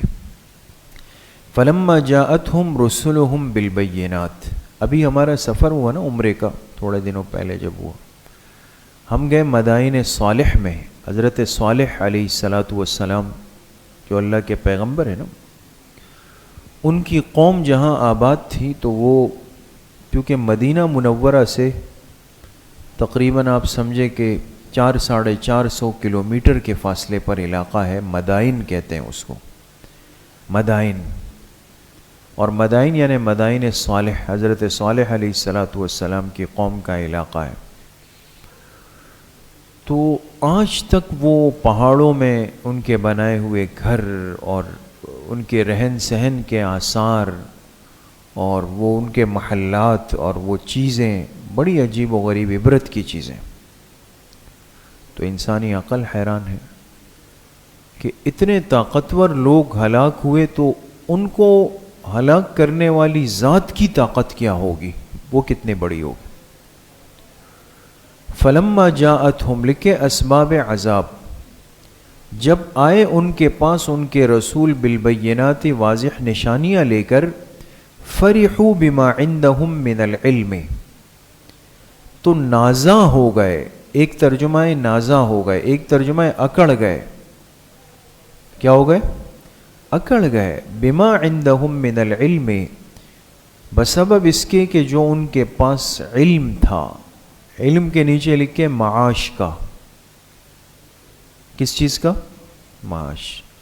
یہ علم معاش انسان کو غرور میں ڈالتا ہے. علم معاد انسان کو تواضع میں ڈال دیتا ہے. آپ جو علم پڑھ رہے ہیں نا دوستو، یہ علم معاش نہیں ہے. معاش کے معنی ہوتے ہیں کمائی کے طریقے. کبھی ایسا ہوا کہ صرف کے استاذ نے آ کے کہا ہو کہ بھئی آج ہم بتائیں گے آپ کو کہ 25 روپے والی چیز وہ 212 روپے میں کیسے بیچنی ہے؟ نہیں ہوا نا. یہ تو وہ مشہور ہے نا کہ ایک آدمی نے اپنے بیٹے کو اپنے ساتھ دکان لے جانا شروع کیا. ہوتے ہیں نا لوگ کہ بھئی بیٹا تھوڑا سا سمجھ جائے گا، تو اس کو لے جانا شروع کیا. اور جب بیچ میں اس کو تقاضا ہوا، بیت الخلاء جانا تھا، تو بیٹا تو نیا نیا تھا، تو اس کو کہا کہ بھئی دیکھو یہ جو گلاس ہے اس کی جوڑی 100 روپے کی ہے، یہ جو برتن ہے اس کی جوڑی اتنے کی ہے، تو جگ ہے، تو جگ جو ہے نا یہ ہے 2500 روپے کا. تو 2500 کیسے لکھتے ہیں؟ 2 5 اور پھر 2 0 ڈالتے ہیں نا. تو کہا کہ اس کے اوپر دیکھو لکھا ہوا بھی ہے، میں نے خیال کرنا. بیٹے نے کہا بے فکر ہو جائیں. اب جب والد گیا اور خریدار آیا تو اس نے کہا بھئی جگ کتنے کا ہے؟ تو اس کے ذہن سے تو نکل گیا تھا، تو اس نے وہ پڑھا کیا لکھا ہوا. تو آپ نے دیکھا ہوگا جو تیز لکھتے ہیں نا تو وہ بس جلدی جلدی ڈالتے ہیں. تو وہ 1 0 تو واضح تھا، ایک ذرا دبا ہوا تھا ایسے ڈاٹ کی طرح. تو اس کو لگا کہ کیا لکھا ہوا ہے؟ 250 لکھا ہوا ہے، 250. حالانکہ وہ تھا کتنا؟ 2500. فرق ہے نا دونوں میں. تو اس نے آنے والے سے کہا کہ جی یہ 250 میں. تو اس کو بھی اندازہ ہوا کہ شاید یہ تو گڑبڑ کر رہا ہے. تو اس نے جلدی سے 250 روپے نکالے، اس کو دیے اور جگ لے کے چلا گیا. والد جب آئے تو کہاں بھئی کوئی ہوا؟ کہاں خوب جو ہے وہ سیل ہوئی ہے. اچھا جی کیا سیل ہوئی؟ کہا کہ یہ گیا وہ گیا، جگ بھی گیا. جگ کتنے میں گیا؟ تو اس نے وہ کاپی کھولی، کہا جگ 250 میں. اس نے کہا کمبخت تم نے تو میرا بیڑا غرق کر دیا. کہا کیوں؟ کہا وہ 2 0 لکھے ہوئے تھے اس کے اندر. بیٹا بھی پریشان ہو گیا کہ میں نے تو پہلے ہی دن اتنا نقصان کر دیا. تو باپ تھوڑی دیر ڈانٹتا رہا، پھر کہا چلیں کوئی بات نہیں. پھر بھی ہم نے 225 روپے منافع کیا ہے. نہیں سمجھے؟ اصل قیمت جگ کی تھی صرف 25 روپے. کتنی؟ صرف 25 روپے. اس کے ساتھ اس ظالم نے کتنے 0 لگائے تھے؟ 250. 2 0 تو 2500 ہو گئے نا. اس نے بیچ دیا 250 میں. تو 25 والی چیز 250 میں گئی تو منافع کتنے ہو گئے؟ 200. تو اس نے آخر میں جا کے کہا کہ پھر بھی ہم نے 225 روپے بچائے. تو خیال کریں تاجر لوگ جو ہوتے ہیں نا، یہ واللہ عالم اب ان کے پاس خیر کیا حیلہ ہوتا ہے کہ یہ بعض دفعہ بڑی بات بھی کر جاتے ہیں نا. آپ ان سے کہیں، کہتے ہیں میں روزی پہ کھڑا ہوں کہ اگر مجھے 5 روپے بھی فائدہ ہو. کہتے ہیں نا بعض لوگ بڑے جذباتی، لیکن ماہرین کہتے ہیں ایسا ہوتا نہیں ہے. اب یہ کیا حیلہ کرتے ہیں اتنا بڑا جملہ بولتے ہوئے کہ علماء سے کوئی مسئلہ پوچھا ہے، کیا کیا ہے کہ حانس بھی نہ ہو، کوئی برائی بھی نہ آئے اور کام بھی ہو جائے. کچھ تو سیکھا ہوگا انہوں نے. تو یہ علم معاش ہے دوستو. معاش کا علم انسان کو کیا کرتا ہے؟ غرور، تکبر کے اندر ڈال دیتا ہے. وحاق بہم ما کانوا بہ یستہزئون، اور ان کو گھیر لیا ماں اس عذاب نے جس کا یہ مذاق اڑایا کرتے تھے. فلما رأوا بأسنا، اس کے نیچے عنوان لکھے ایمان بأس کے غیر مفید ہونے کا بیان. ایمان بأس، با الف سین، ایمان بعث کے غیر مفید ہونے کا بیان۔ دیکھیں آپ حضرات نے پڑھا ہے، حدیث پاک میں بھی ہے کہ تقبل توبۃ العبد ما لم یغرغر، بندے کی توبہ اس وقت تک اللہ پاک قبول فرماتے ہیں جب تک حالت غرغرہ طاری نہ ہو جائے۔ حالت غرغرہ کیا ہے؟ جب یہ موت کے بعد کے اثرات دیکھنے لگ جائے، جیسے فرشتے آنا شروع ہو جاتے ہیں، مختلف چیزیں ہیں نا، پھر اس کے بعد اس کے کہے ہوئے کا اعتبار نہیں ہوگا۔ اگر کوئی کافر تھا اور ایمان نہیں لایا اور حالت غرغرہ شروع ہو گئی، فرشتوں کو دیکھ لے، ہے نا، پھر یہ کلمہ پڑھ بھی لے، تو یہ ہے ایمان بعث، ایمان یہ معتبر نہیں ہے، اس کا اعتبار نہیں ہے۔ تو کہتے ہیں فلما رأوا بأسنا، جب دیکھ لیں یہ لوگ میرے عذاب کو، قالو تو پھر کہتے ہیں آمنا باللہ وحدہ، ہم تو ایک اللہ پر ایمان لے آئے، وَكَفَرْنَا بِمَا كُنَّا بِهِ مُشْرِكِينَ، اور ہم انکار کرتے ہیں ان چیزوں کا جسے ہم شریک ٹھہراتے تھے۔ اس وقت کہتے ہیں کہ ایک اللہ پر ایمان لے آئے اور شرک سے ہم نے انکار کیا، لیکن فَلَمْ يَكُ يَنْفَعُهُمْ ایمانُهُمْ، اب ان کو ان کا ایمان نفع نہیں دے سکتا۔ تو یہ کون سا ایمان ہے؟ ایمان بعث۔ کیوں؟ لما رأوا بأسنا، کہ جب انہوں نے ہمارے عذاب کو دیکھ لیا، اب تو یہ نافع نہیں۔ سنت اللہ التی قد خلت فی عبادہ، یہ اللہ کی عادت ہے جو اللہ کے بندوں میں گزر چکی۔ وخسر ہنالک الکافرون، اور اس وقت یعنی ایمان بعث کے وقت کافر کس چیز میں ہوں گے؟ خسارے میں ہوں گے۔ وہ خسارہ ہے، اس کے بعد کوئی فائدہ ہے ہی نہیں انسان کے لیے۔ ٹھیک ہے جی، یہ سورت ختم ہو گئی، سورہ مومن ختم ہو گئی۔ آگے ہے سورہ حامیم سجدہ، تھوڑا سا پڑھ لیتے ہیں۔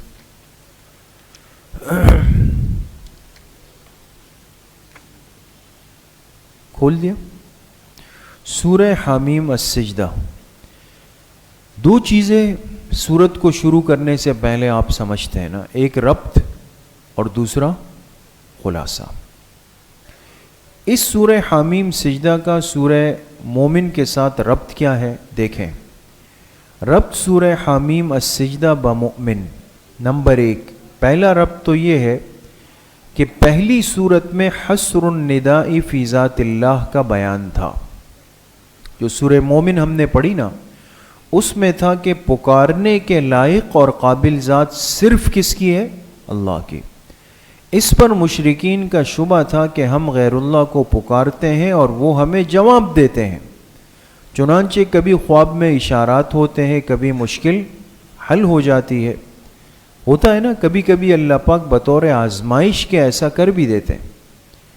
تو مشرکین کو لگا کہ شاید ہم صحیح جا رہے ہیں، تو اس صورت میں وَقَيَّزْنَا لَهُمْ قُرَنَاءَ، جو ابھی ہم صورت پڑھیں گے نا سورہ حامیم سجدہ، اس میں آگے آیت آئے گی وَقَيَّزْنَا لَهُمْ قُرَنَاءَ، اس سے اللہ نے جواب دیا کہ یہ سب شیاطین کی شرارت ہے، یہ شیطان کام کر رہا ہوتا ہے۔ جیسے وہ ہے نا کہ یہ جا کے بت کے جسم میں گھس جاتا ہے، اور جب کوئی بت سے اپنی فریاد کرتا ہے تو یہ اندر سے شیطان جواب دے رہا ہوتا ہے۔ تو سننے والے کو کیا لگتا ہے کہ جواب کون دے رہا ہے؟ بت دے رہا ہے یہاں پہ۔ تو یہ شیطان کی شرارت ہے۔ نمبر 2، دوسرا ربط یہ کہ نیز پہلی سورت کے آخر میں اعراض المشرکین عن الرسل کا بیان تھا کہ مشرکین پیغمبروں سے دور بھاگتے ہیں، اور اس صورت میں اعراض عن القرآن کا بیان ہے کہ مشرکین قرآن سے بھی دور بھاگتے ہیں۔ ربط سمجھ گئے؟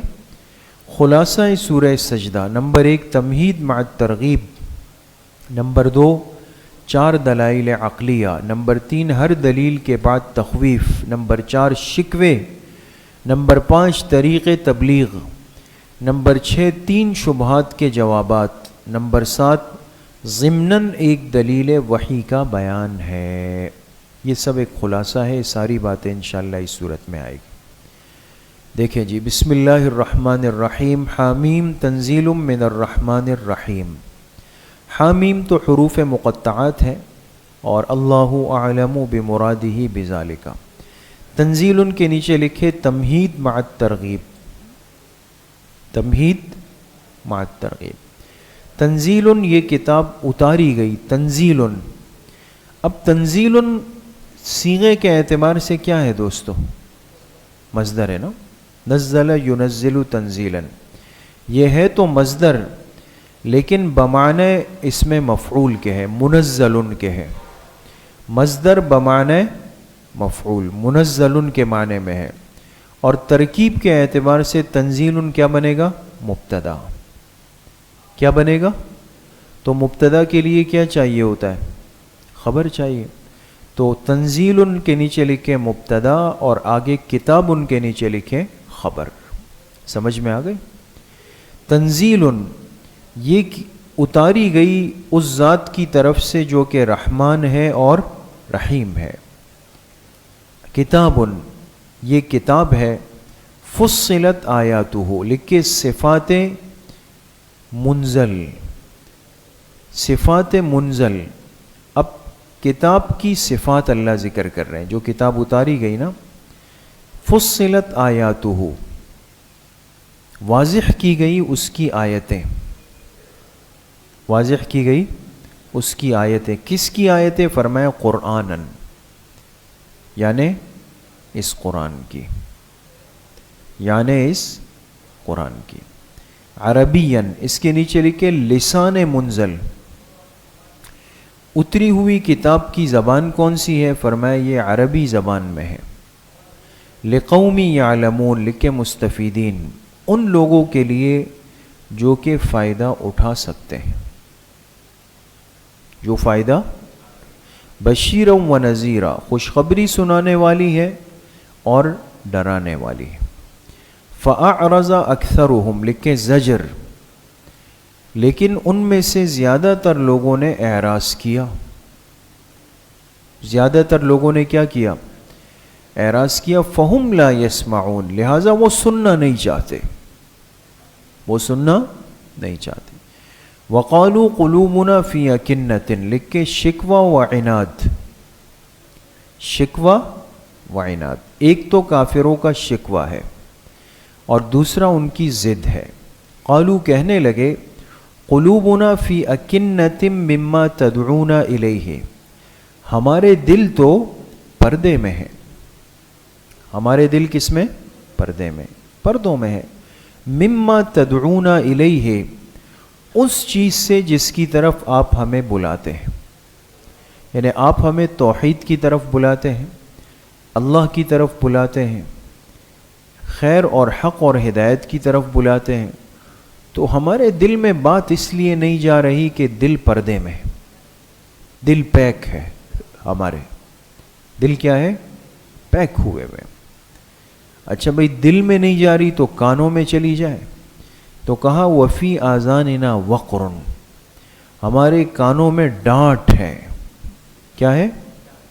ڈانٹ کہتے ہیں جو سیل نہیں ہوتی، آپ نے دیکھا ہوگا اب تو جو دوائی کی بوتلیں ہوتی ہے اس کے اوپر تو ایک ڈھکنا ہوتا ہے نا، پہلے بعض لوگ کیا کرتے تھے، بعض ڈاکٹر اس بوتل میں کیا ایک لکڑی کا ایک ٹکڑا جو ہے نا وہ اس میں ڈال دیتے تھے، اس کو کہتے ہیں ڈانٹ، ڈال الف ٹا۔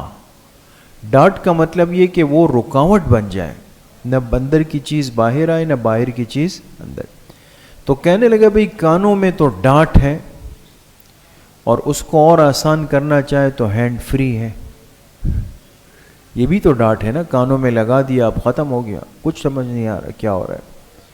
بعض دفعہ ہوتا ہے نا، آپ جائے کسی سے بات کریں گے وہ کہیں بھئی ٹائم کیا ہو رہا ہے، وہ آپ دیکھ ہی نہیں رہا، سن ہی نہیں رہا، بعد میں پتہ چلے گا کہ رومال کے اندر کیا تھا،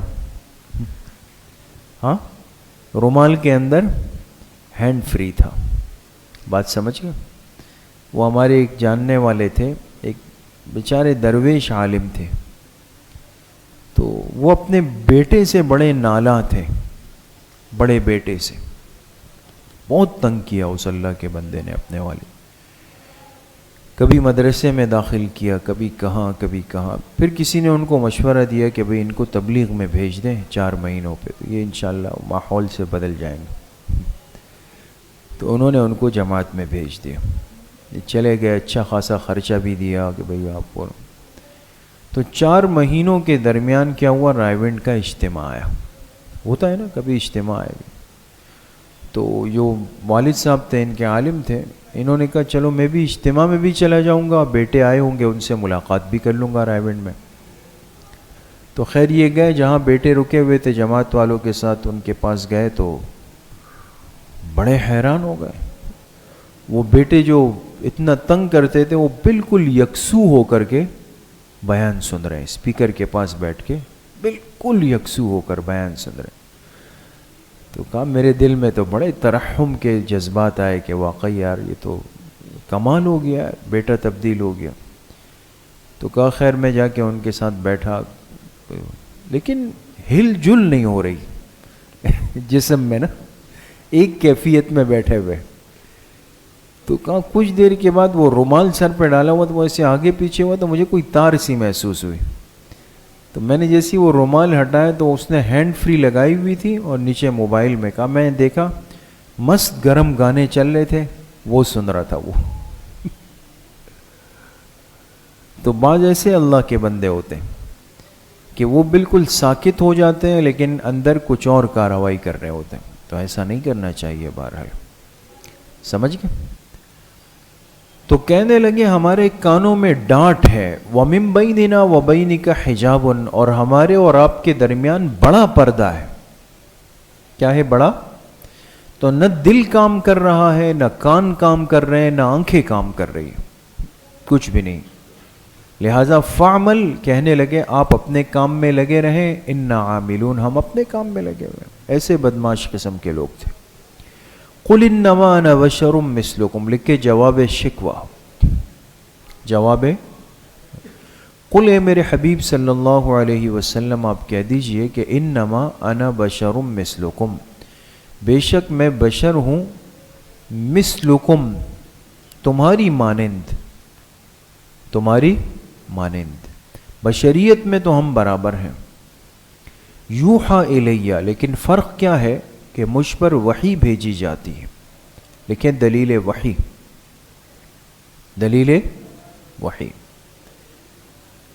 مجھ پر وحی بھیجی جاتی ہے. انما الہکم الہ واحد, وحی کیا کہ بے شک تم سب کا معبود ایک ہی ہے, تم سب کا معبود ایک ہی. فاستقیموا الیہ, لکھیں اصول کامیابی نمبر 1, لہذا تم اس کے سامنے ثابت قدم رہو. استقامت کہتے ہیں ثابت قدمی کو. وَاسْتَغْفِرُوهُ, اصول کامیابی نمبر 2, اور اسی سے مغفرت طلب کرو. وَوَيْلٌ لِّلْمُشْرِكِينَ, انجام شرک ہلاکت ہے مشرکین کے لیے. الَّذِينَ لَا يُؤْتُونَ الزَّكَاةَ, لکھیں علامات مشرکین, علامات مشرکین. اب مشرکوں کے لیے ہلاکت ہے تو مشرکین کون ہے؟ فرمائے جو لا یؤتون الزکاۃ. علامت نمبر 1, وہ زکوٰۃ ادا نہیں کرتے, زکوٰۃ ادا نہیں کرتے. اب یہاں پر سوال یہ ہے کہ کافر تو عبادات کا مکلف ہی نہیں ہے, پہلے ایمان ہوگا پھر عبادات ہے نا, تو زکوٰۃ تو عبادت ہے. تو جب وہ مسلمان ہی نہیں ہے تو اس سے زکوٰۃ نہ دینے کا گلہ کیا ہے؟ بات سمجھ گئے؟ تو لہٰذا اب 2 جوابات اس کے بنیں گے, اور دونوں کا فرق اس لیے ہوا کہ اس میں ائمہ کا اختلاف ہے. ایک طبقہ یہ کہتا ہے کہ کافر کو جہنم میں ڈالا جائے گا بسبب عدم ایمان و سبب عدم اعمال کے. قیامت کے دن کافر کو جہنم میں ڈالا جائے گا تو اس وجہ سے بھی کہ اس نے ایمان قبول نہیں کیا, اور اس وجہ سے بھی کہ چونکہ ایمان نہیں تھا تو اعمال بھی نہیں کیے, تو اس کی بھی سزا ملے گی. تو لہٰذا جو طبقہ ائمہ کا اس کا قائل ہے کہ کافر عبادات کا بھی مسئول ہے, تو وہ کہتے ہیں بھئی زکوٰۃ کی بھی پوچھ ہوگی اس سے, تو وہ تو زکوٰۃ کا ترجمہ کس سے کرتے ہیں؟ زکوٰۃ سے. لیکن جمہور کہتے ہیں کہ کافر عبادات کا مکلف نہیں بنتا, لہٰذا وہ زکوٰۃ کو زکا یزکی تزکیۃً سے لیتے ہیں. دل کی صفائی سے، طہارت سے۔ وہ کہتے ہیں اس ترجمہ ہوگا کہ وہ لوگ لا یؤتون الزکوٰۃ، جو اپنے دل کی صفائی نہیں کرتے، یعنی ہدایت کو قبول نہیں کرتے۔ بات سمجھ میں آ گئے؟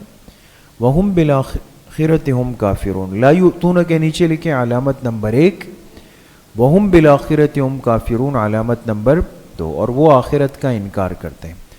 ان الذین آمنوا وعملوا الصالحات لکھیں بشارت، بے شک جو لوگ ایمان لائے اور نیک اعمال کیے، لہم اجر غیر ممنون، ان کے لیے ایسا اجر ہے جو کبھی منقطع نہیں ہوگا۔ ممنون ای مقطوع، جو کبھی بھی ختم نہیں ہو سکے گا۔ سمجھ گئے دوستو؟ چلیں بس کریں، تھوڑا سا کام ہے مجھے۔ ابھی شروع میں ہم کم پڑھ رہے ہیں نا، پھر آگے جو ہے نا ہم زیادہ پڑھیں گے۔ 3 پاؤ 1 پارہ، تیار ہے نا؟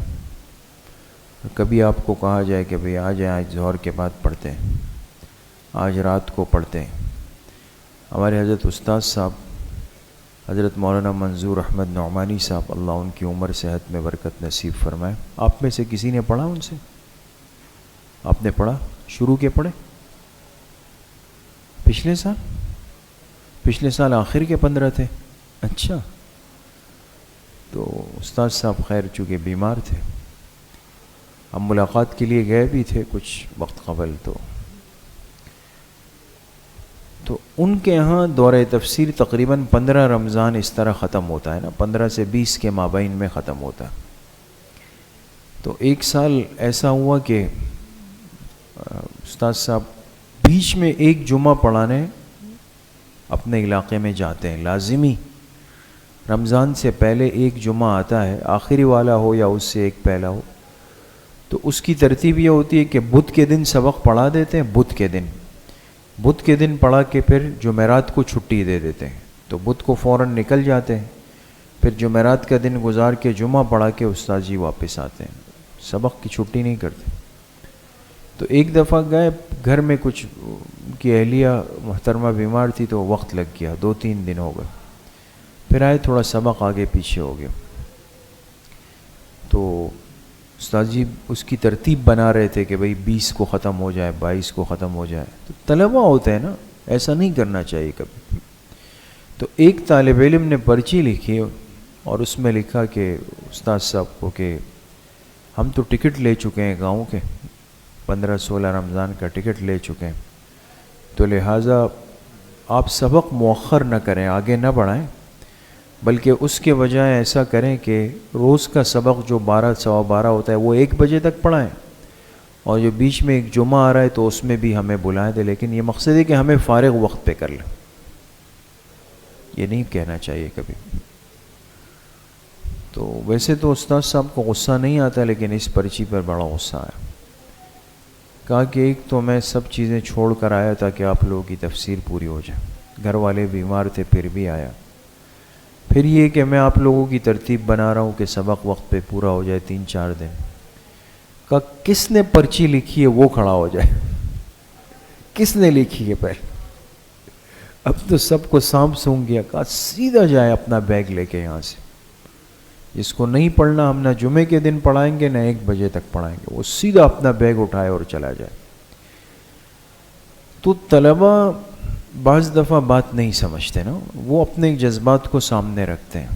یہ طالب علمی کا زمانہ سیکھنے کا زمانہ ہے، اس میں سب کچھ ہو سکتا ہے، اس لیے ہر چیز پڑھ لیں، سیکھ لیں، حاصل کر لیں۔ جب فراغت ہو جائے گی نا، آپ دورہ کر لیں گے، تخصص کر لیں گے نا، اس کے بعد اگر کوئی طالب علم یہ سوچ لے کر بیٹھا ہوا ہے نا کہ میں پھر یہ بھی کروں گا، میں وہ بھی کروں گا، میں یہ بھی کروں گا، تو اس کے بعد آپ کیسے کریں گے؟ آپ کی جیب میں ایک پرچی ہوگی جس میں لکھا ہوگا کہ 1 پیمپر کا پیکٹ لانا ہے نا، اور گیس کے بل ہوں گے، بجلی کے بل ہوں گے، سیوریج کے بل ہوں گے، ایک پرچی راشن کی ہوگی، ایک پرچی سبزی کی ہوگی، تو کیا خیال ہے اس کے ساتھ آپ دورہ تفسیر کریں گے، دورہ لغت عربی کریں گے اس کے ساتھ؟ پھر نہیں ہوگا، پھر تو آپ کلینک جائیں گے، ڈاکٹر کا ٹائم معلوم کریں گے، دوائیوں کی لائن میں لگیں گے، پیمپر کی تھیلیاں اٹھائیں گے، پھر تو یہ کام ہے، وہ بھی ایک زندگی کا آغاز ہو جائے گا نا. مقصد میرا یہ ہے. اس لیے وقت ہے، اس کی قدر کر لیں دوستوں، اس کی حفاظت کر لیں. طلبہ شعبان رمضان کو سمجھتے ہیں یہ آرام کے مہینے ہیں، چلو بھئی اب آرام کر لیتے ہیں، وقت ضائع ہو جائے گا، کیا کریں گے پھر؟ تو آپ لوگ تو پڑھیں گے نا انشاءاللہ. ہاں، جب تک آپ لوگ دورہ حدیث تخصص بھی لازمی کریں. یہ وہ وقت ہے کہ طالب علم تخصص ضرور کرے گا. جس کو والدین اجازت دے وہ تخصص فی الفقہ بھی کریں، فی الحدیث بھی کریں. اور جس کے پاس وقت کم ہو تو وہ فی الفقہ کرے، ضرور کریں، لیکن ضرور کریں. طالب علمی میں تبلیغ میں بھی وقت لگائیں. 1 سال اگر تبلیغ میں جائے تو اگلے سال دورہ صرف و نحو کر لیں، پھر تبلیغ میں جائے پھر دورہ عربی کر لیں، پھر تبلیغ میں جائیں پھر دورہ تفسیر 2 سال کریں. سمجھ میں ہر چیز کی ترتیب ہو سکتی ہے جب انسان بنائے. جب انسان خود ہی وہ ہو تو پھر کیا ہو سکتا ہے. ٹھیک ہے انشاءاللہ. اللہ کریم صحیح عمل کی توفیق نصیب فرمائے. السلام علیکم.